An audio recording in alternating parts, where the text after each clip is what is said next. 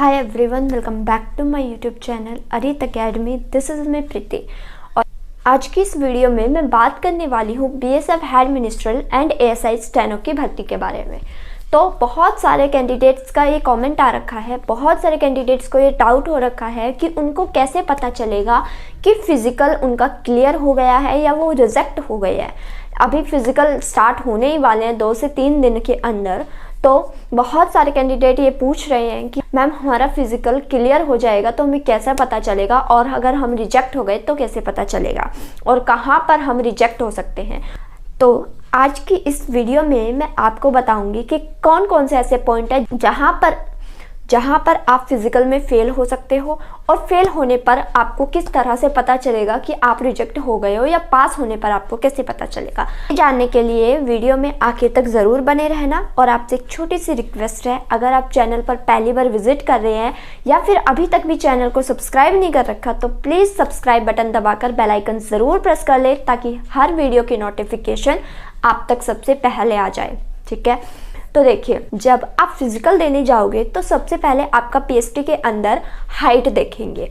ये आपके सेंटर्स पर डिपेंड करेगा, जिस भी सेंटर में आप जा रहे हो, कि पहले आपका हाइट मेजरमेंट करें या फिर डॉक्यूमेंटेशन करें। ऐसा हो जाता है बहुत सारे सेंटर्स पे, पहले डॉक्यूमेंटेशन भी करा लिया जाए या फिर पहले हाइट मेज़र करा ली जाए। ठीक है, सबसे पहले हम बात करते हैं अपनी हाइट की। जब आपकी हाइट मेज़र होगी, अगर आपकी हाइट एक्यूरेट है या उससे ज़्यादा भी है, तो आप हाइट में क्वालिफाई हो जाओगे और आपको आगे भेज दिया जाएगा। सबसे मेन बात, तो सबसे पहले आप फिज़िकल में फेल यहीं पर हो सकते हो कि आपकी हाइट 1 इंच भी कम रह गई, तो वहीं पर आपको बाहर कर दिया जाएगा, और जिनकी क्लियर हो जाती है उनको अंदर ले लिया जाएगा।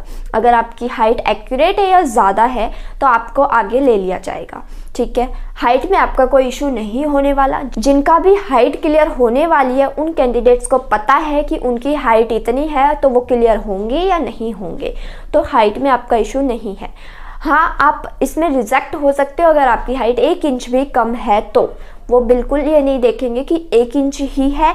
अगर 1 इंच भी आपकी कम जा रही है तो आप हाइट में रिजेक्ट हो जाओगे। तो वहाँ पर जब आप हाइट में रिजेक्ट हो जाओगे तो आपको एक स्लिप देंगे, रिजेक्शन स्लिप।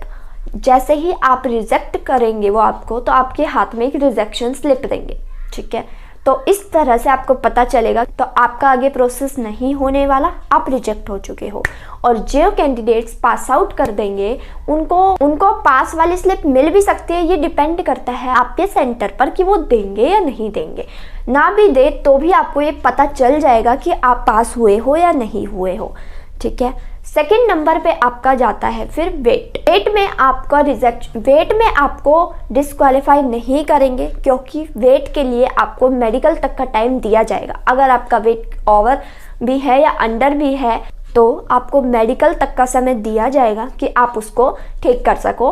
अपनी हाइट के अकॉर्डिंग आपका वेट ओवर हो रहा है या अंडर जा रहा है, तो आप उसको कवर कर सकते हो जब तक आपकी मेडिकल डेट आएगी।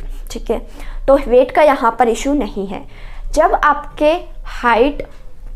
आपकी हाइट मेजरमेंट हो जाएगी, उसके बाद आपको कुछ सेंटर्स पर एक स्लिप मिलती है जिसमें आपका चेस्ट नंबर होता है, वो आपकी चेस्ट पे लगानी होती है। हालांकि मोस्ट ऑफ द टाइम ये रनिंग में होता है। जिस भी फिजिकल के अंदर आपकी रनिंग होती है, तो आपको एक स्लिप दी जाती है जिसको आप अपने चेस्ट पर लगाते हो, जिस पे नंबर लिखा होता है कि इस कैंडिडेट का ये नंबर है।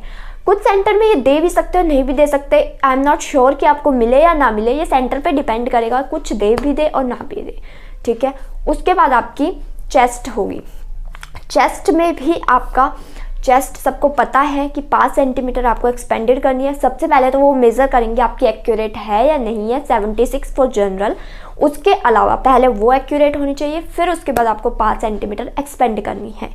वहाँ पर अगर आप रिजेक्ट हो जाओगे तो आपको रिजेक्शन स्लिप उस टाइम दे दी जाएगी, अगर आप रिजेक्ट हो जाते हो। और अगर आप पास आउट कर जाते हो तो आपको आगे डॉक्यूमेंटेशन के लिए भेज दिया जाएगा। ठीक है, डॉक्यूमेंट्स में क्लियर होने पर आपको बता ही दिया जाएगा, आपको पता चल जाएगा कि आप क्लियर हो। उसी दिन आपको पता चल जाएगा कि आपका फिज़िकल क्लियर हो गया है। और कुछ सेंटर्स में जिनमें पहले डॉक्यूमेंटेशन करेंगे, तो अगर डॉक्यूमेंट्स में भी आप डिस्क्वालीफाई हो जाते हो वहाँ पर, हाँ मेन बात यही है कि आपको अगर रिजेक्ट हो गए हो तो आपको रिजेक्शन स्लिप मिलेगी, और अगर नहीं दी जा रही है तो आप पास हो, आपको ये बात पता चल जाएगी। ठीक है। दूसरा सवाल ये था मोस्ट ऑफ द कैंडिडेट्स का कि कब तक फ्री हो जाओगे, कि फिज़िकल में 1 दिन का समय लगेगा, 2 दिन लगेंगे। तो फिज़िकल में आपका शाम तक फ्री हो जाओगे। जिन भी कैंडिडेट्स का जिस दिन फिज़िकल है शाम 6 बजे तक, शाम 6 बजे तक लगभग फ्री हो जाओगे। हाँ उसके अलावा बाकी जो भी दिन है, 1 दिन 2 दिन आप घूमना चाहते हो तो आप वहाँ पर रह सकते हो। बाकी फिज़िकल वालों की तरफ से आप शाम 6 बजे तक फ्री हो जाओगे। ठीक है। बहुत सारे कैंडिडेट्स होते हैं, वैसे ज़्यादा टाइम नहीं लगता, लेकिन बहुत सारे कैंडिडेट्स होते हैं तो उनको कवर करने में शाम हो ही जाएगी। इसी के साथ आपको एक बात और बता दूं, जो आपका रिपोर्टिंग टाइम है उससे आपको 1 घंटा पहले ही सेंटर पर पहुंचना है। ठीक है। 1 घंटे पहले अपने सेंटर पर पहुंच जाना। लेट भी हो जाते हो 1 घंटा 2 घंटा तो उसमें आपको अंदर तो वो ले ही लेंगे, लेकिन कोशिश करना आप पहले पहुंच जाओ। हालांकि ऐसा नहीं होगा कि आप लेट हो गए हो तो बाहर ही रखेगी, क्योंकि बहुत दूर दूर से कैंडिडेट्स आते हैं, तो ट्रेन का सफ़र है, बसेस का है, हो जाता है थोड़ा बहुत ऊपर नीचे। लेकिन आप अपने अकॉर्डिंग कोशिश करना कि आप समय से पहले ही वहाँ पर पहुँचो। ठीक है। क्योंकि जो आपकी लाइन्स लगनी शुरू होती है वो 1 घंटा पहले शुरू हो जाती है सभी कैंडिडेट्स की। तो ये कुछ छोटी सी टिप्स थी, और आपको बस ये बताना था कि कहाँ पर आपको पता चल जाएगा कि आप रिजेक्ट हो गए हो। आई होप अभी तक आपने अपनी सारी तैयारी कर ली है और बिल्कुल रिलैक्स माइंड से अपना फिज़िकल देने जाइए। ठीक है। और उसी के साथ उम्मीद करती हूँ कि आपको वीडियो अच्छी लगी होगी। वीडियो पसंद आई है तो वीडियो को लाइक कमेंट शेयर ज़रूर कर देना, और साथ ही चैनल को भी सब्सक्राइब कर लेना।